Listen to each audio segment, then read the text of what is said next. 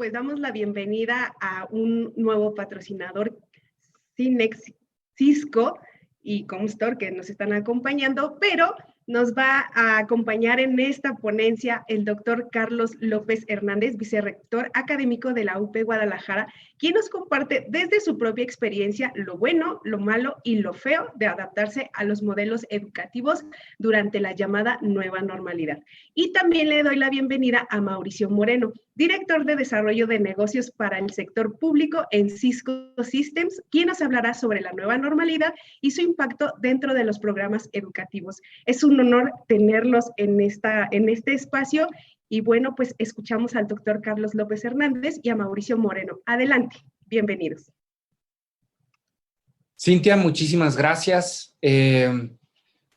Muy buenas tardes a todos. Thomas Jefferson decía hace pues muchísimos años que si resolvemos todos los problemas de una generación, pero no resolvemos el problema de la educación, esa generación para la siguiente le va a dejar los mismos problemas que se resolvieron. Pero que si logramos resolver el problema de la educación para una generación, todos los demás problemas quedarán resueltos para las siguientes generaciones. Y me queda muy claro que si todos estamos aquí el día de hoy es porque nos preocupa que no se pierda esta generación, que aun y cuando estemos ante estas nuevas circunstancias que ha generado la pandemia y el COVID, pues que no se pierda esta generación de estudiantes, de generación que está estudiando la universidad y que quiere un futuro mejor no solamente para ellos, sino también para su país, para este país. En esta intervención, como decía Cintia, me gustaría platicar sobre nuestras experiencias como universidad y no solamente del uso de la plataforma, sino otras variables que me parecen están directamente conectadas con el uso de la plataforma. No solamente lo bueno, que hay muchas cuestiones muy positivas, sino también lo malo y lo feo. La UP en el campus Guadalajara representa a casi 5,000 estudiantes y por lo menos la comunidad del claustro de profesores alcanza casi los 500 profesores. Esto hace que tengamos una comunidad grande y para poder hacer algún cambio, pues significa también muchos movimientos que tenemos que hacer de manera interna. Durante estos meses nos hemos visto expuestos a una de las mayores crisis sanitarias, por lo menos en esta generación, a la mayor crisis sanitaria, económica y social que ha vivido la humanidad. Y esto ha generado nuevos cambios, inclusive cambios que, como menciona la revista Economist hace justo una semana en su último número, el orden mundial ha cambiado y decía quiénes se han visto beneficiados y quiénes se han visto perjudicados ante esta situación. Bueno, solamente por darles un dato, Estados Unidos como país mantuvo su misma posición a la que tenía en el 2019 en cuanto a crecimiento, es decir, no creció, y China, sin embargo, logró crecer alrededor de un 10%, que esto es algo muy positivo ante esta situación que estamos viviendo. Pero no solamente a nivel político y económico se tuvieron afectaciones, al igual que muchas otras industrias, empresas, también las universidades sufrimos estos cambios. De la noche a la mañana, millones de estudiantes a nivel mundial migraron de estas clases presenciales en su recinto escolar físico a esto que conocemos ahora como los esquemas online. Las diversas plataformas digitales de la noche a la mañana, pues se posicionaron rápidamente como en un primer lugar. Estoy convencido que en esta universidad, en la Universidad Panamericana, pero en la mayoría de las universidades también, la impartición de clases virtuales pues no cambió. No cambió el modelo educativo y no cambió los valores institucionales de la empresa. Creo que la parte principal son los profesores. Fueron los que se adaptaron en nuestro caso a esta nueva realidad con mucha generosidad y dando lo mejor de ellos en cada una de las sesiones y para todos los alumnos. No nos detuvimos ni un solo día. Cuando empezó a sonar, recordarán, el tema de la pandemia que empezó a difuminarse obviamente por otros lugares en el mundo, Cuando la OMS da el aviso de que ya estaba decretada como pandemia, por lo menos en la Universidad Panamericana empezamos a prepararnos y eso nos dio tiempo y nos dio los suficientes recursos como para poder adaptarnos una vez que se dio el aviso de que tendríamos que pasar al esquema virtual. Eso nos ayudó. El no detenernos también le dio certeza a nuestros alumnos y a nuestros colaboradores de que íbamos a seguir funcionando en un esquema dentro de lo que cabe normal, aunque las clases se estuvieran dando de manera virtual. En un inicio empezamos a utilizar diversas plataformas para impartir las sesiones. Cada uno de los profesores utilizaba la que mejor le venía, la que mejor pudiera acomodarse de acuerdo a sus necesidades. Pero esto generó diversos problemas. El principal problema de ellos era que los alumnos, al tener tantas plataformas de diversos profesores, pues no había una homologación, no había una unicidad en cuanto a la dirección de usos de plataformas tecnológicos y eso nos causó problemas por lo menos en un inicio. Lo que hicimos justo antes de iniciar el verano, ya terminando el semestre anterior, pues fue ya poner directrices para que solamente los profesores utilizaran una sola plataforma. Y en aquellos casos en donde no tenían a lo mejor otra opción o les costaba trabajo adaptarse al uso de esta plataforma, dábamos opción, y inclusive la estamos dando, para que utilizaran alguna otra, siempre y cuando se tuviera un contrato por parte de la universidad, un convenio por parte de la universidad para el uso de estas nuevas tecnologías. Entonces fue cuando seleccionamos Webex como la plataforma que sería la principal, la de uso hacia toda la comunidad universitaria, y eso nos dio pues muchas ventajas. Al principio nos costó mucho trabajo y tengo que decirlo así, tuvimos pues algunas reacciones inclusive en redes sociales, porque algo que hemos percibido es que en la medida en que los profesores no están bien capacitados o no le han dado la suficiente importancia para tomar la capacitación de las tecnologías de información, hablo no solamente de las plataformas, sino de todas las demás que pudieran llegar a existir, pues hace que su clase no tenga la misma calidad y que los alumnos al final perciban no que es culpa del profesor, sino que es culpa de la plataforma. Hablaba hace unos minutos con el rector, el doctor Esquivias, y le decía que hace tiempo, cuando yo empecé a dar clases en esta universidad, utilizábamos los proyectores de acetatos. Y pues exactamente igual, cuando un acetato no se veía mal, pues era muy fácil como profesor decir que el que estaba mal, pues era el proyector de acetatos y no reconocer que a lo mejor la impresión del acetato o la calidad de nuestro material él era el que estaba mal. Tenemos que tener cuidado también con el uso de estas tecnologías porque al final para un profesor es muy complicado mantener la atención del alumno cuando físicamente se está frente al salón de clase.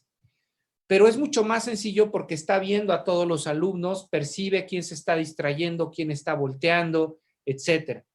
Sin embargo, hoy, ante esta nueva realidad, el estar conectado todo el día frente a una pantalla, pues complica muchísimo más las cosas. Randy Zuckerberg, hermana de Mark Zuckerberg, fundador y dueño principal de Facebook, comentaba en el 2018 que el estar conectados todo el tiempo a estos gadgets, a las computadoras, hace que perdamos hasta cierto punto contacto con la realidad.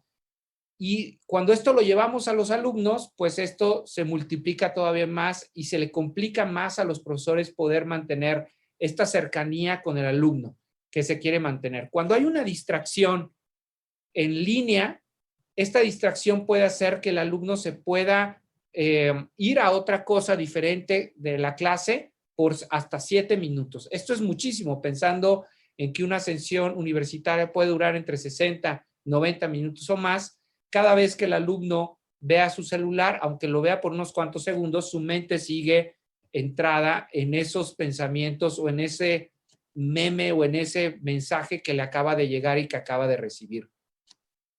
no queríamos que nos vieran ni los alumnos, ni los profesores, ni los padres de los alumnos como un premio de consolación, como esta catafixia que utilizaba hace años Chabelo en su programa todos los domingos, como bueno, pues esto es lo que les queremos, lo único que les podemos ofrecer. No, nos estuvimos preparando durante todo el verano para la implementación, obviamente, de la plataforma. Vimos que era necesario tener una capacitación muy profunda, tanto de los profesores de tiempo completo como los profesores de asignatura, es decir, aquellos profesores que como labor principal no tienen la docencia, pero que participan con nosotros como profesores. Una capacitación en la plataforma, pero también una capacitación desde el punto de vista docente y de contenido y de planeación de sus clases, porque si esto no se tenía, la pinza no se acababa de cerrar. Tuvimos, sin duda alguna, un proceso de maduración, y este proceso de maduración se ha dado principalmente durante el verano y al inicio de este semestre, que lo tuvimos justo en agosto de este año y esperamos terminarlo para este diciembre. Sin duda siempre va a haber resistencia ante el cambio, pero cuando hay una crisis, pues obviamente la resistencia se da todavía más. Y cuando esta crisis es sanitaria y aparte es financiera y se da en muchos otros contextos, pues entonces parecería como si todos estuviéramos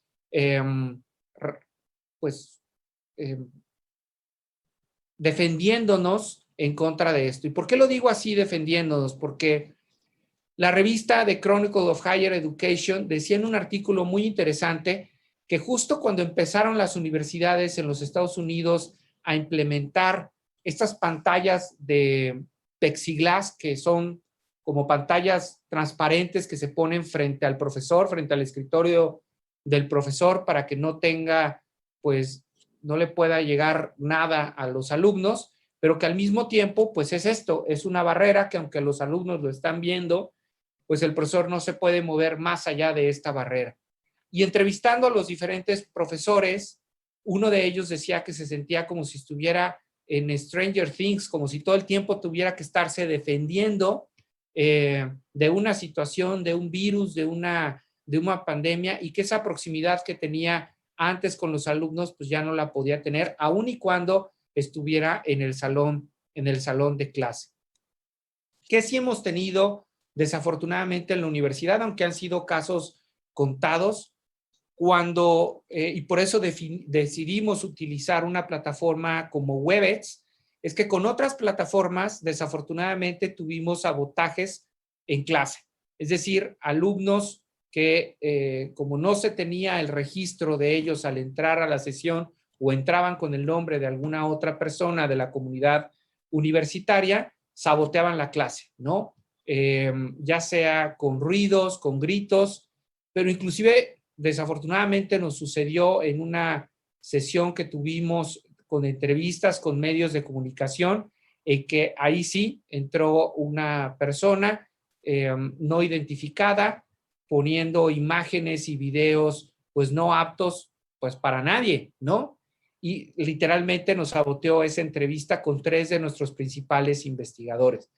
Y esto afortunadamente pues no sucede con Webex, se tiene muy buen control no solamente de los participantes, sino también de las participaciones de los que están asistiendo a estas sesiones e inclusive también del contenido. El que está manejando la sesión, en este caso el profesor, le permite o no le permite el uso de la plataforma para poder presentar o poder hacer uso de la palabra. Y esto nos ha facilitado mucho el que se tenga muchísimo mayor control de las sesiones.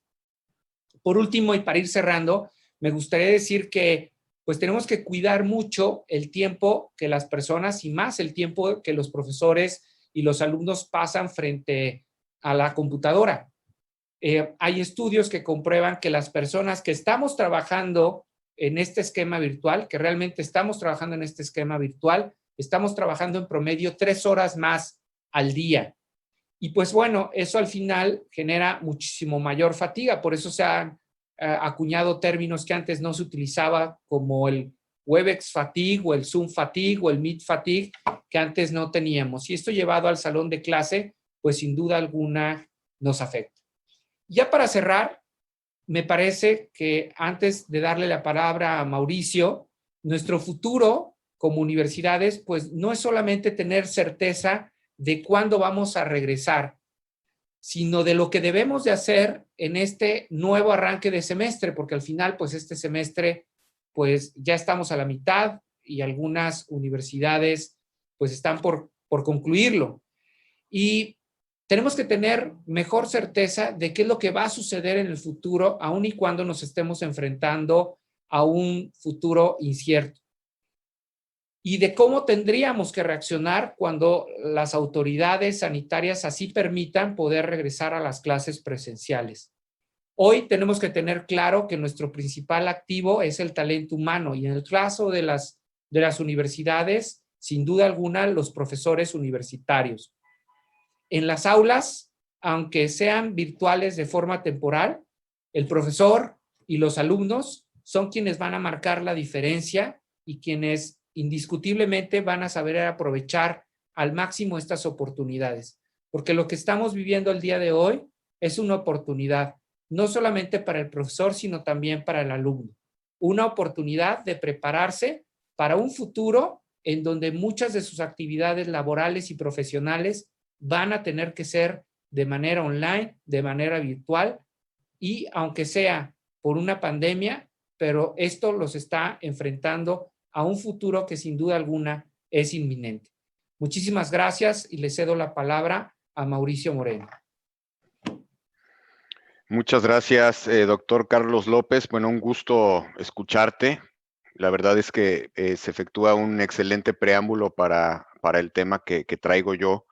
Interesantísimo escuchar la vivencia de una universidad tan importante y sobre todo la perspectiva positiva, negativa ante lo que está ocurriendo y las reflexiones que haces hacia el futuro me parecen no solamente muy válidas, sino estupendas. Quiero agradecer muchísimo a la NUYES la invitación. La verdad, me siento muy honrado por formar parte de este encuentro ANUYES TIC, que anualmente, bueno, pues ya cuenta con un prestigio muy importante dentro del gremio. El nivel de conversaciones que se suelen tener es fabuloso. Entonces, bueno, pues agradezco muchísimo a los organizadores la deferencia de invitarme. De nuevo, pues muchísimas gracias, Carlos, por haber efectuado esa intervención tan interesante. Yo lo que quiero platicar con ustedes es partir un poco de estas reflexiones tan interesantes que nos hace Carlos para irnos hacia un aspecto mucho más estratégico, ¿no? Vamos a tratar de generalizar algunos de estos conceptos. Espero que les resulte interesante. Voy a permitirme compartir mi pantalla. Denme un segundo. Ahí estamos. Vamos a platicar de lo que ya se ha acuñado en el mundo como un concepto bastante aceptado o un vocablo bastante aceptado para definir de una manera genérica lo que estamos viviendo, y pues se trata de educación híbrida, ¿no? La palabra híbrida es adecuada en este contexto cuando hablamos de una mezcla de procesos que posiblemente no coexistían en el pasado y ahora lo tienen que hacer, y definirá seguramente un modelo mucho más estable para el futuro, ¿no? Entonces vamos a tratar de bordar alrededor de eso y ir haciendo algunas conclusiones al respecto. Entonces, ¿de qué les quiero proponer que hablemos estos 40 minutos? ¿No? Hay mucha información, pero vamos a tratar de estructurarla. La charla quisiera que la abordáramos alrededor de 3 conceptos fundamentales. No es trivial que haya utilizado ese fondo de pantalla, es una pintura de Kandinsky, del ruso Vasily Kandinsky, que se llama Improvisación. Bueno, es una serie de óleos que se llaman improvisación, son muy bonitos, ¿no? Los colores que utiliza. Esa palabra, pues, es muy retomada hoy en día, sobre todo, bueno, en el ámbito educativo, porque nos hemos visto forzados en esta crisis a improvisar mucho, pero de esa improvisación ha surgido necesariamente un proceso de transformación del que vamos a hablar. Lo más interesante es que esa transformación, a diferencia de otros momentos en la historia de la humanidad está fuertemente apalancada por ingredientes digitales, ¿no? Entonces es una transformación digital motivada o que está motivando más bien un cambio contingente que tendrá que derivar en un proceso de madurez, ¿no? Vamos a estudiar un poco a lo largo de la charla cuáles son las fases de una crisis y estoy seguro que estarán de acuerdo conmigo en que estamos transitando de manera muy académica a través de todas ellas. Primeramente, esta es una obviedad, pero vale la pena mencionarla, pues vivimos en un mundo digital desde hace varios años, ¿no? La aceleración, la violencia con la cual se suceden los cambios basados en la introducción de tecnologías de información en la vida diaria es cada vez más fuerte, ¿no? Esta aceleración no tiene precedentes en los últimos años. A los que les guste pues estudiar un poco la historia de las tecnologías a lo largo que han acompañado al hombre, ¿no? Todos estos estudios que describen la frecuencia con la cual se suceden los cambios y las asociadas al conocimiento no me dejarán mentir. Pero esto es singularmente importante en los momentos de crisis, ¿no? Las crisis pueden ser vistas como una calamidad o pueden ser vistas como una oportunidad. De hecho, me parece que el vocablo chino para definir la crisis es justamente eso, ¿no? La combinación entre calamidad y oportunidad. Si estamos de acuerdo en que vivimos en un mundo digital, pues vamos poniéndole dimensiones, ¿no? Vamos primero que nada, dándole un tamaño, vamos a estudiarlo desde ese punto de vista para entender dónde estamos jugando. Quisiera compartir con ustedes brevísimas notas alrededor de un reporte anual de Cisco. Este es un estudio que nosotros publicamos anualmente que tiene como objetivo evaluar la transformación digital a partir de la transformación del mismo Internet, ¿no? Del Internet como vehículo del cambio y como motor justamente de esta revolución digital que venimos viviendo pues prácticamente en los últimos 20 años. ¿Qué es lo que nos dice a grandes rasgos este estudio? Yo les preguntaría a todos ustedes, ¿qué tan lejano ven el 2023? Pues algunos me dirán, pues todavía un par de añitos, 2 años y medio, otros me dirán, pues mira, con lo rápido que hemos vivido y las dificultades que hemos vivido este año ya se ve muy próximo. Yo coincidiría más con lo último, 2023 está a la vuelta de la esquina y les voy a compartir algunas proyecciones de este estudio, pues que hablan un poco de esto, ¿no? En primer lugar, el dimensionamiento de la población que tiene acceso a Internet va a verse tremendamente beneficiado en los siguientes 2, 3 años. Estamos hablando de que actualmente, perdón, el 51% de la población mundial tiene acceso a Internet. Si nos damos cuenta, todavía existe una brecha de conectividad brutal. Esto va a cambiar radicalmente hacia el 2023, serán 2/3 de la población, es decir, el 66%. Y en Latinoamérica, actualmente somos 60% de latinoamericanos conectados y seremos el 70%, que representará una cantidad de gente muy considerable, cerca ya de los 500 millones conectados. Más interesante aún, dispositivos conectados a Internet o a una red IP en general, ¿no?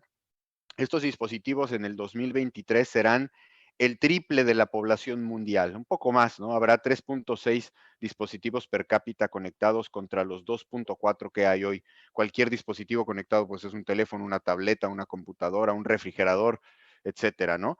Evidentemente, esta brecha digital se manifiesta de manera muy puntual cuando segmentamos por países este efecto, ¿no? Es decir, los países más tecnificados o más desarrollados del mundo se siguen despegando de manera asintótica en este tipo de estudios, mientras que los países más atrasados, por ejemplo, los países del África subsahariana, algunos países del sureste asiático, continúan muy restringidos en términos de avance digital, de madurez digital.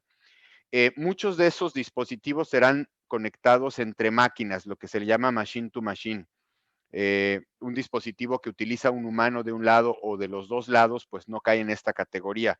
¿Qué es un dispositivo machine to machine? Pues un sensor, por ejemplo, que está escupiendo la información a un servidor o ese tipo de arquitecturas de Internet de las cosas, muchas de ellas están creciendo de manera muy exponencial Y bueno, uno de los rubros que está siendo particularmente exitoso es el de los dispositivos conectados en casa, ¿no? Los llamados household appliances, o hay muchas maneras en inglés de describir esta familia o este género de dispositivos electrónicos, ¿no? Pues hablaba yo de los procesadores de alimentos, de las asistentes de voz, de las televisiones inteligentes, todas esas cosas que se han introducido a la vida diaria en el mercado del consumidor final.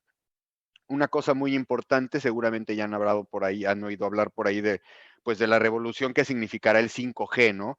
La introducción de esta nueva generación que aprovechará el espectro radioeléctrico para transmitir datos en frecuencias estandarizadas, permitirá que la capacidad de conmutación y la capacidad de codificación de los datos arroje velocidades 13 veces más rápida en promedio, en algunos casos será más inclusive, que las conexiones móviles promedio que tenemos hoy con 4G. Es decir, una conexión en tu teléfono celular podrá alcanzar más de 500 megabits por segundo, ¿no? Esto trae unas oportunidades increíbles en lo que se refiere pues al desarrollo de aplicaciones móviles y de servicios que requieran ubicuidad. Bueno, me van a decir, está bien mucho futurear, pero pues vamos a entrarle a nuestro tema, ¿no? No estamos viviendo un año sencillo, queremos hablar de educación. Yo les propondría que iniciáramos haciendo una recapitulación del concepto de universidad. Ustedes son mucho más expertos que yo en esto. Inclusive hay gente que pues se dedica al estudio de esto, ¿no? Al estudio de cómo ha ido evolucionando la educación como un principio y como un concepto a lo largo de los años, pero quise traer esta reflexión porque vale la pena terminar la lámina con una idea, ¿no? Lo que sabemos de manera muy general, bueno, pues el concepto de universidad en la época moderna, al salir del medievo, es claramente liderada, dominada por los grandes prototipos de las universidades francesas, italianas y españolas, ¿no? Está Bolonia y París como las dos universidades renacentistas líderes, Salamanca en el caso de España con influencia boloñesa, se convierte paulatinamente en el modelo a imitar en las universidades del Nuevo Mundo después de la conquista del territorio americano, latinoamericano ahora. Entonces, universidades como la Pontificia de México, como la de Lima en Perú, tienen este espíritu que si bien hablaba ya de un concepto mucho más abierto de difusión del conocimiento, seguían siendo claustros, ¿no? Seguían siendo instituciones muy orgullosas de sí mismas, ¿no? Que estaban, como dice la lámina, centrando su éxito en la exaltación de sus virtudes, ¿no? Por eso el concepto de alma mater, entonces pues había que poner encima de las otras ese claustro, ¿no? Que reunía gente muy sabia y que permitía que dentro de un pequeño conjunto de personas se transmitiera este conocimiento. Entonces, a lo que quiero llegar es que a lo largo de los últimos 500 años que comienza a cuajar este concepto de las universidades o de las grandes universidades en el mundo occidental, eh, estuvieron francamente vinculadas a la existencia de lugares físicos, ¿no? De un inmueble, de un claustro, de grandes palacetes, de ex conventos o de ahora grandes edificios modernos en los cuales se concentra la comunidad, en los cuales existen los libros físicos en una biblioteca y donde hay grandes virtudes asociadas al campus, ¿no?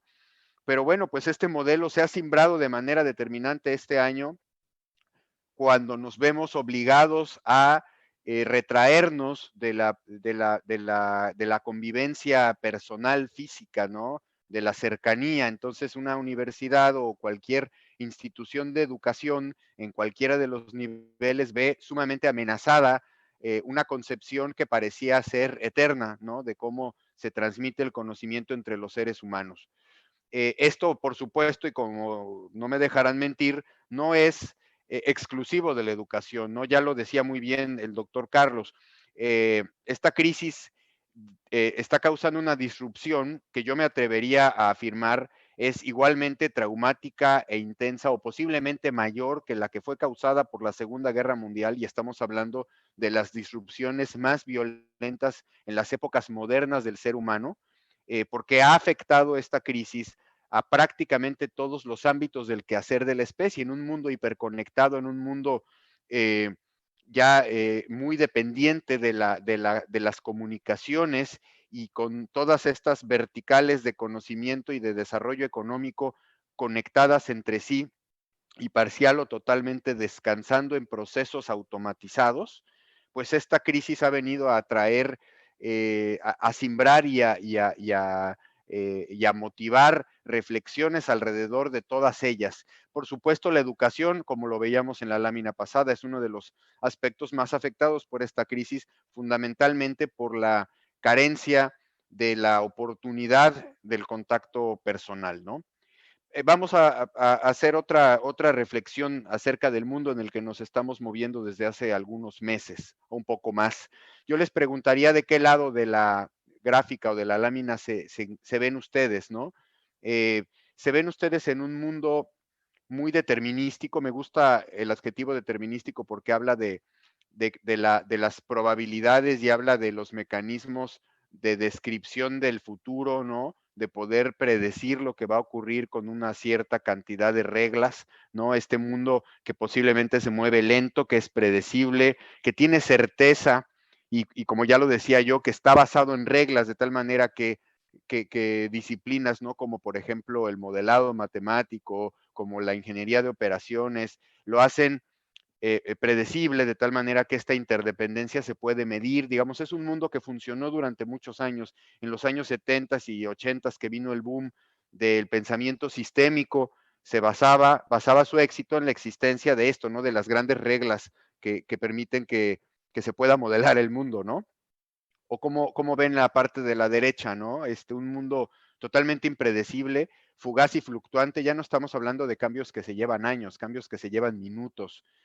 Aquí una noticia que aparezca en las redes sociales puede tirar las bolsas de valores en una hora, puede hacer que renuncien ministros de Estado, puede hacer que se violenten masas en una revuelta civil. Es decir, vivimos en un mundo muy contextual, ¿no? Donde es difícil advertir el efecto que generan estímulos de un sistema en otro. Es una gran colección de sistemas y subsistemas combinativos, eh, donde no todo es caos, ¿no? Es decir, esto genera, por supuesto, costos de oportunidad, ¿no? El análisis de dónde pongo mi energía y dónde pongo mis oportunidades y dónde pongo todo el talento que tengo, entonces se abren posibilidades para hacer cosas de manera muy rápida, ¿no? Así como los cambios son muy rápidos, también las oportunidades suelen surgir de forma rápida y el tipo de ADN o el tipo de estructura mental que tienen que tener los jóvenes que estamos educando ahora, pues tiene que valorar mucho más lo que dice abajo, mecanismos o virtudes como la adaptabilidad, que en otras épocas llegó a ser 100% la eficiencia, ¿no? Tienes que ser una persona muy eficiente, tienes que ser una persona con mucha paciencia, con mucha disposición. Bueno, ahora tenemos que crear seres humanos que tengan inteligencia emocional, pero que además de una acusada sensibilidad ante la frustración, porque el cambio generalmente trae frustración y y rompe estructuras preestablecidas en la mente, necesitamos que todos acuñemos estos principios de adaptabilidad, porque así es el mundo y así va a seguir siendo, ¿no? Les quiero compartir una cifra que a mí me parece muy interesante para continuar abordando el tema. Esto es de Gartner, la consultora tecnológica estratégica global en la cual en Cisco nos apoyamos mucho. Hemos hecho muchos estudios de manera conjunta. Y lo que nos dice es que para el 2024 la vida media de las habilidades que se adquieren en el estudio, es decir, que nuestros estudiantes están adquiriendo en su vida universitaria, obligará a la mitad, al menos, de las instituciones de educación superior a adaptar un enfoque de ritmo diferenciado en la creación y ejecución de todos los cursos de la matrícula. Es decir, estamos viviendo un momento de total disrupción, no solamente en términos tecnológicos, sino en términos de cómo se prepara y se transmite el conocimiento y de cuáles son los mecanismos a través de los cuales se diseñan los planes de estudio y se ejecutan, ¿no? Vamos a tener que ser estudiantes de tiempo completo, ¿no? Entonces eso nos pone en la mesa retos en términos de que la educación universitaria, posiblemente en un futuro no lejano, no se limite a una determinada cantidad de semestres, ¿no? Sino que sean pequeños pequeños paquetes de información y de evaluación y de revaloración que vamos a tener que estar tomando a lo largo de la vida, ¿no? Cambia esto sobre todo porque la necesidad de conocimiento cambia muy rápido y las capacidades y las habilidades y virtudes que tiene que tener el profesionista también.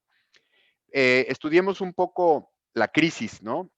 Cualquier crisis, pero esta en especial es pues del libro, ¿no? Pasará seguramente a los libros de historia el 2020, pero una crisis disruptiva tiene fundamentalmente tres fases, ¿no? La fase de respuesta, la fase de recuperación y la fase de reinvención. La fase de respuesta es en la que, pues bueno, entramos en shock, ¿no? Tenemos que inmediatamente buscar la supervivencia, es decir, restaurar las operaciones desde el punto de vista táctico y operativo. Fue cuando todas las universidades tuvieron que cerrar, ¿no? Los estudiantes se fueron, entonces es establecer contacto con ellos, hacer planes contingentes, todo es muy corto plazo, ¿no? El sector público en todas partes del mundo tuvo que cerrar súbitamente, después comenzar a restaurar operaciones basados en procesos digitales en la mayor parte de los casos. Después viene esta fase de recuperación en la que, bueno, se empiezan a establecer esfuerzos ya de estabilización, ¿no? Donde ya se empieza a pensar en el mediano plazo y en las oportunidades que se tiene o qué herramientas tienes a la mano para que la recuperación sea sostenida y te pueda llevar a la tercera fase, que es la de la reinvención, donde yo creo que ya nos encontramos posiblemente ahorita en algunos casos, en otros todavía estamos en la recuperación, pero la reinvención, y yo los invitaría a vernos en ese modo de pensar, pues es una invitación a que esta crisis tan terrible, pues nos va necesariamente a obligar a mejorar en conversaciones de modernización y de optimización que nos lleven a un largo plazo más fortalecidos. Y esto tiene mucho que ver con lo que yo decía en la lámina anterior, hablando del aprendizaje evolutivo. Fíjense ustedes nada más cómo estaba antes de la crisis de COVID, les hablo del 2019, el rol que tenía el director de tecnologías o el responsable de la digitalización en las instituciones de educación superior comparada con el rol que tiene el responsable tecnológico en otras industrias o en otras verticales. Siempre era el más bajo, es decir, el que tenía de manera proporcional una influencia menor en el consejo de su organización, sea esta pública o privada. Esto no distingue organizaciones públicas o privadas. Por eso nos referimos al consejo, ¿no? Al board, al cuerpo directivo, ¿no? Entonces, el CIO pues estaba tradicionalmente enfocado en mantener la continuidad operativa, en procurar servicios de apoyo a la fuerza de trabajo y a las capacidades del área sustantiva, ¿no? Que es el área académica, el área de la investigación, etcétera.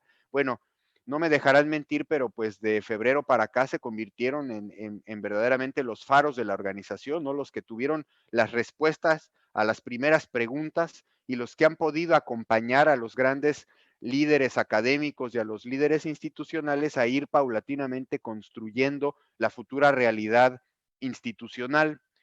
¿Qué vemos en el futuro? Aquí compartimos totalmente esta afirmación que hace Gartner. Nosotros lo hemos identificado en nuestro mercado mexicano y latinoamericano. Hay oportunidades de que se impulse un enfoque institucional de largo plazo que promueva la acelerada digitalización. Y es muy importante el adjetivo acelerada porque es un momento en el que, por supuesto, hay que combinar la adopción con la visión de largo plazo. Difícilmente nos vamos a encontrar con otra oportunidad en la cual la mente de los tomadores de decisión, no necesariamente técnicos, esté tan abierta para recibir información y recibir propuestas y poder evaluarlas, ¿no? Es también un momento muy adecuado para evaluar fortalezas y debilidades de nuestras prácticas actuales de aprendizaje, enseñanza, trabajo. Son momentos de autoevaluación y de reflexión muy profundos que se tendrán que hacer rápidamente para dar el siguiente paso, ¿no? Como ya lo decía yo, se tiene que lograr un equilibrio y me parece magnífico lo que nos platicó Carlos al principio, entre lo que ya tenías y lo que estás adoptando, ¿no? La educación, ustedes lo saben mejor que yo, pues es una serie de procesos que en algunos casos ya venían siendo soportados y empujados por tecnología, y en otros casos está teniendo esto que ocurrir de manera muy rápida. Entonces, la convivencia entre las plataformas legadas y las nuevas es muy importante. Y por supuesto, atacar las brechas de infraestructura tecnológica en las universidades.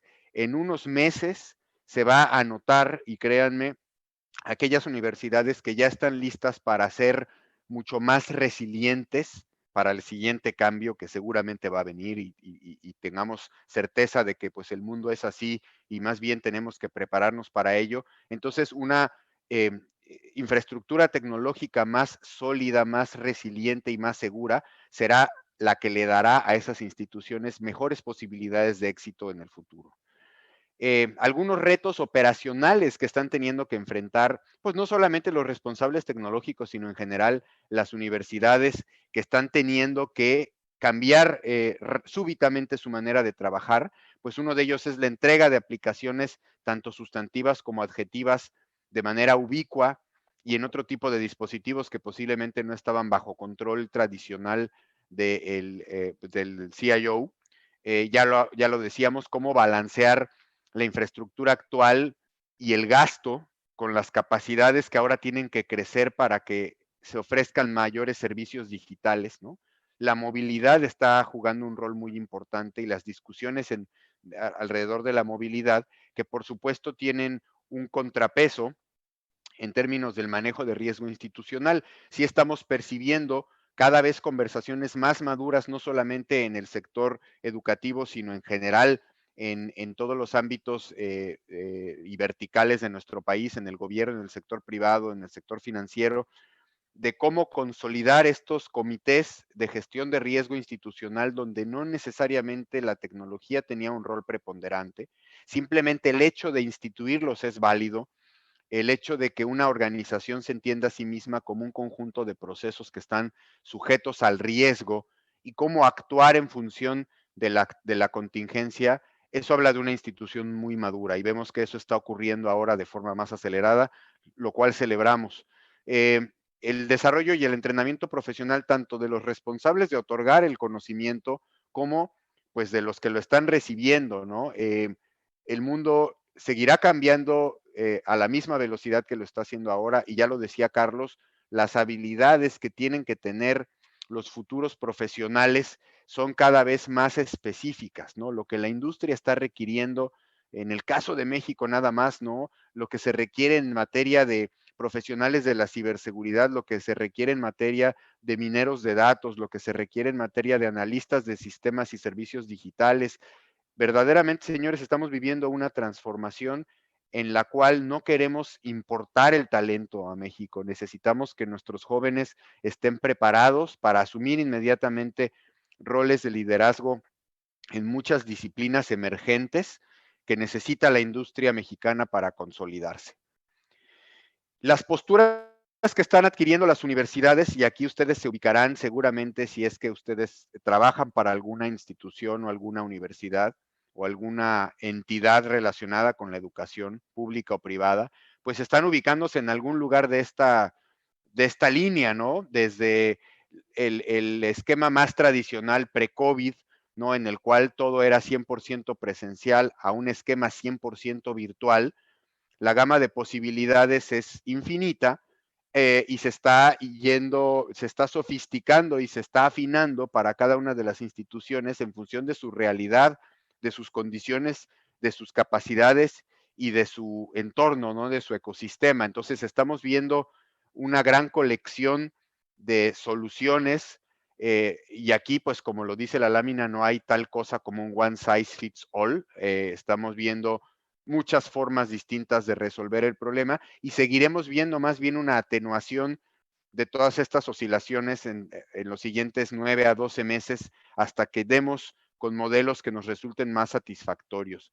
Nosotros hemos trabajado mucho con las universidades grandes, pequeñas, públicas, privadas, etcétera, en México y en Latinoamérica, para trabajar en el diseño de estas plataformas que desde nuestra perspectiva como Cisco plataformas virtuales me refiero, tienen que tener al menos 4 grandes atributos. Tienen que ser colaborativas, tienen que ser seguras, este es un atributo muy importante, ya lo mencionaba el doctor Carlos, tienen que ser interoperables y tienen que ser flexibles, ¿no?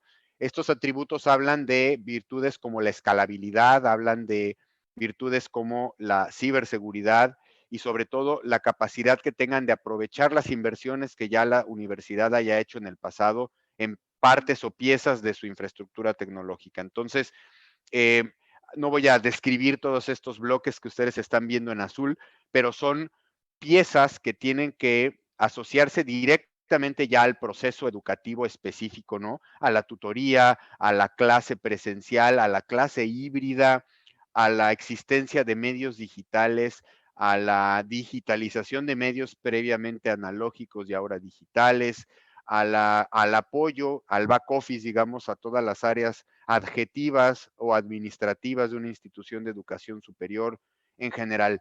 No es solamente Webex, ¿no? Como lo decía Carlos, no es solamente resolver la necesidad de la colaboración síncrona, sino son una serie de piezas o de componentes tecnológicos que se interrelacionan para dar lugar a procesos digitales que a su vez den soporte a los grandes procesos de negocio o a los procesos sustantivos de la educación. Para terminar, quisiera hacer con ustedes 10 reflexiones alrededor de, pues, del impacto tecnológico y la disrupción digital en la educación superior. Estas 10 reflexiones ya las veníamos entendiendo, trabajando y desmenuzando antes de la crisis del COVID.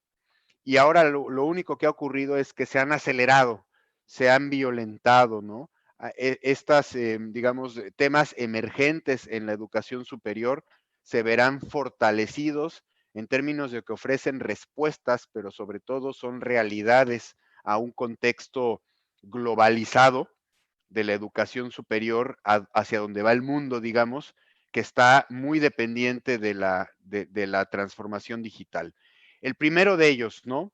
Cada vez más interrelación y más dependencia entre lo que el estudiante puede interactuar con su universidad y con las herramientas y experiencias que le dé la universidad. Y ojo, estoy hablando de experiencias que cuando no tenemos el contacto físico son muy importantes, son muy relevantes, ¿no? Porque el estudiante está buscando un camino hacia una ruta de éxito, el enganche que pueda tener el estudiante con su ruta de éxito a través de todas estas experiencias, ¿no? Un aprendizaje más inmersivo, que tenga servicios efectivos que le permitan resolver rápidamente todo aquello que no sea sustantivo, que conozca las diferentes alternativas que tiene para llegar al final, que sepa cuáles son las expectativas, todo esto limita, evita la deserción, le da visibilidad al alumno y sobre todo contribuye para momentos de crisis como el que vivimos en el que hay pues una poca interacción humana socialmente hablando, ¿no? El aprendizaje personalizado, ya hacíamos una breve reflexión hace rato de este término que me parece acuñaron los japoneses que le llaman el microlearning, eh, porque la educación no está siendo limitativa al aula y a lo que vayamos a estudiar en 4 o 5 años de una carrera o lo que hagamos en una maestría.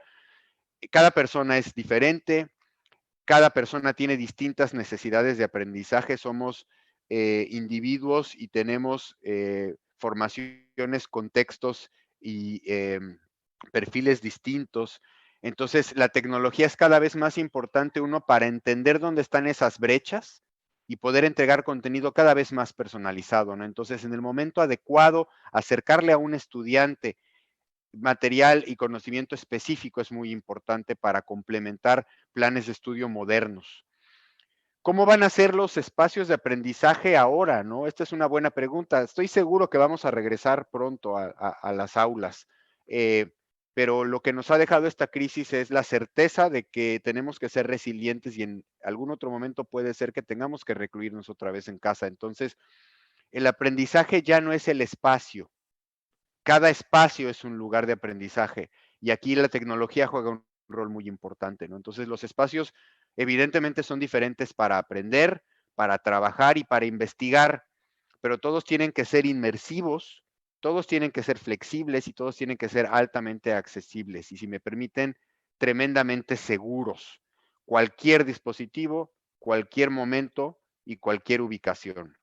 Las aulas híbridas, ¿no? ¿Cómo vamos a hacerle para que, si en algún momento tenemos que balancear la presencialidad con la virtualidad, qué cosas tiene que haber en las aulas y cómo tiene que estar preparada la infraestructura de esa institución de educación superior para darle soporte a esas aulas, ¿no? Y hablo de red, hablo de seguridad, hablo de colaboración, ¿no? 4, las instituciones de educación están cada vez más habilitadas por datos, ¿no? La inteligencia artificial, una de las tecnologías o actividades emergentes desde hace 10 años más relevantes en el mundo. Ahora, si ustedes se dan cuenta, pues el gran boom del comercio electrónico en empresas como Amazon se ha dado en buena medida gracias a la inteligencia artificial, al entendimiento de los patrones de consumo. Es lo mismo en la educación, ¿no? Las contribuciones que puede dar la inteligencia artificial, el entendimiento de lo que está ocurriendo dentro de los cónclaves académicos y lo que está ocurriendo en la experiencia del estudiante, lo que está ocurriendo en el aprovechamiento y en el desempeño en el estudio, todo eso son datos. Y ahora que nos estamos digitalizando más porque no nos queda de otra, no desperdiciemos esos datos. Todos esos datos son útiles para ponerlos a disposición de capas analíticas que permitan mejorar la eficiencia de la entidad educativa y, por supuesto, como ya lo decíamos, personalizar las experiencias de los estudiantes. Créanme que esto no son utopías, para allá vamos y en algunos años las instituciones líderes van a estar trabajando en este tipo de discusiones. Los campus inteligentes. Vamos a regresar, insisto, al campus, entonces vamos a volver a las conversaciones de las arquitecturas de Internet de las cosas en términos de generar eficiencias y ahorros al interior de una institución de educación superior. La gestión de energía, los estacionamientos, la recolección de basura, no son gastos inútiles, son inversiones en subsistemas que son muy relevantes para la vida de esta pequeña ciudad, sobre todo en las grandes universidades, ¿no? La videovigilancia, por supuesto, pero todo esto son arquitecturas de Internet de las cosas que no son otra cosa que una colección de sensores que están conectados a una red estándar y que a su vez dan servicio a una capa analítica que permite la toma de decisiones. Los campus cada vez son más inteligentes. Este concepto de ciudadanía digital, que no me dejarán mentir, cada vez tiene más fuerza, ¿no?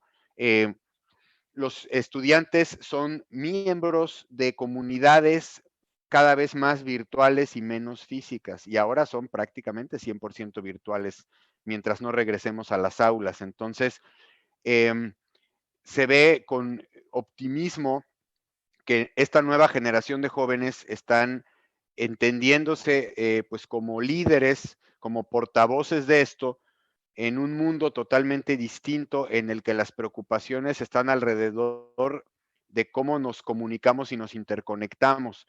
Y esto trae consigo otros problemas, ¿no? Los problemas de las noticias falsas, del cyberbullying, que ahora no es el bullying presencial, es el bullying virtual o cibernético.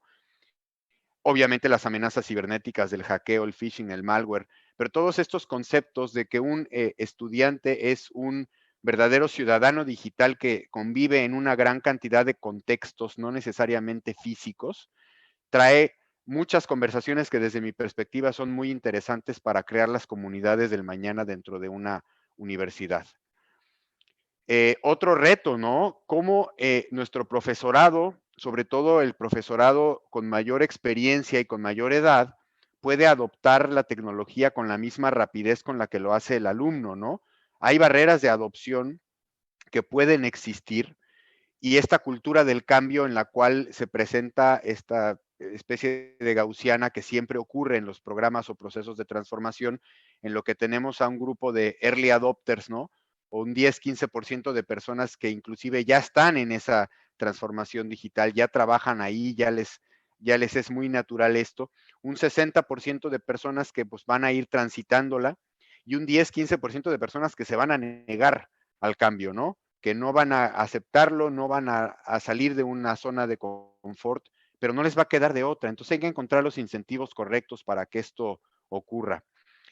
Otra vez, ¿no? Y esto nunca va a ser suficiente mencionarlo. Cómo preparar a la fuerza laboral del futuro, ¿no? Cómo crear un país donde haya equidad de género basada en la equidad del conocimiento, basado en el balanceo más adecuado entre las aptitudes y las fortalezas y el conocimiento que tengan los egresados y las necesidades que tiene el sector público y el sector privado mexicano, cómo fortalecer las alianzas entre el sector educativo y la industria, cómo reforzar las brechas existentes en materia de conocimientos alrededor de la programabilidad, de la ciberseguridad, de las matemáticas, de la ciencia, la tecnología. Ese es un entrenamiento permanente que nos va a permitir tener una mejor fuerza laboral en el futuro, que aproveche de mejor forma este bono demográfico que va a tener México en los siguientes 10 o 15 años. Ya hablaba yo de la infraestructura, lo quiero reforzar como noveno de 10 puntos, ¿no? Una organización va a vivir en los siguientes años de la infraestructura tecnológica con la que cuente. Aquí estamos hablando de redes, de cómputo, de almacenamiento, de comunicaciones, de colaboración, de desarrollo, de software, de eso va a vivir la organización, porque estas son las piezas con las que se está construyendo el mundo ahora. Esto es irremediable, esto es inexorable. Por lo tanto, si la dependencia, si la universidad o si la institución o el grupo puede repensar sus inversiones alrededor de la infraestructura, es un buen momento de hacerlo. La ciberseguridad va a jugar un rol importantísimo en las actividades del ser humano en los siguientes años. Es una cosa a la que nosotros como industria tecnológica queremos llamar la atención específicamente del gobierno y de las grandes instituciones de educación, porque pues nos impone retos muy importantes en el corto y mediano plazo. Y por último, bueno, muchos de ustedes pertenecen o lideran ambientes de investigación que en muchos casos son de clase mundial. Estos entornos de investigación no pueden parar, al contrario, son lugares que son generalmente los primeros que adoptan tecnologías disruptivas, ¿no? Como las definidas por software. Estamos viendo desde Cisco una convergencia muy interesante entre las redes de campus y las redes de investigación bajo estos conceptos de SD-WAN, por ejemplo. Estamos viendo los data centers del futuro en muchas de las universidades del mundo. Estamos viendo grandes ejemplos en Latinoamérica. Y bueno, cómo colaborar y cómo, digamos, invertir en tecnología que pueda tener una utilización en todos estos diferentes ámbitos, ¿no? El de la educación per se, el de la investigación y el de la difusión de la cultura. Quisiera terminar mi intervención agradeciéndoles mucho su atención, su paciencia a esta charla. Espero que haya sido interesante, útil. Los dejo con esta frase que, bueno, me gusta terminar con frasecitas a veces, pero para hacer un reconocimiento muy sentido y muy personal a nombre mío y a nombre de Cisco, a los docentes, ¿no? En estos 6, 7 meses hemos visto un esfuerzo brutal y hemos visto grandes cosas a partir de los profesores en todos los niveles en este país. Entonces, hacer un reconocimiento a esa labor tan importante que ahora está siendo tan distinta a la tradicional y que, bueno, necesitamos apoyarlos y necesitamos que estos procesos educativos no solamente no se detengan, sino que se fortalezcan. Así que, bueno, pues con esto termino. Agradezco muchísimo la atención y devuelvo la palabra a los organizadores. Muchísimas gracias, Mauricio. De verdad, pues muy valiosas sus aportaciones. Pues no me queda más que agradecerles a ustedes su participación como patrocinadores diamante del evento. Muchas gracias, Cisco. Como lo comentábamos, ya han participado en unas ocasiones en este encuentro. Agradezco también mucho el tiempo del doctor Carlos López Hernández, vicerrector académico de la UP de Guadalajara. Muchísimas gracias también por sus palabras, por el espacio. Mauricio Moreno, muchísimas gracias por las aportaciones. No tengo, más bien no han llegado al chat las preguntas. Yo creo que fueron bastante claros y con un tema de coyuntura pues que todos estamos viviendo y adaptándonos a esta nueva normalidad. Agradezco de verdad y de corazón a todos. Los invito a los que nos están viendo a que visiten también el stand. Ahí tienen varias pues todos los productos, servicios que están manejando. Si tienen más dudas, ahí hay un chat en el que pueden ustedes preguntar y les contestan. También dudas sobre sus productos y servicios, sobre la ponencia. También ya tuvimos ayer otra ponencia pequeñita, ¿no? Con ustedes, pero la verdad es que les agradezco muchísimo su tiempo por participar en este encuentro Anullestic 2020 virtual. Gracias, doctor. Gracias, Mauricio. Les deseo muy buena tarde y pues ya seguimos con el programa del evento, ya casi cerramos y los invitamos a que nos sigan acompañando en las siguientes conferencias. Que tengan muy buena tarde. Buena tarde a todos.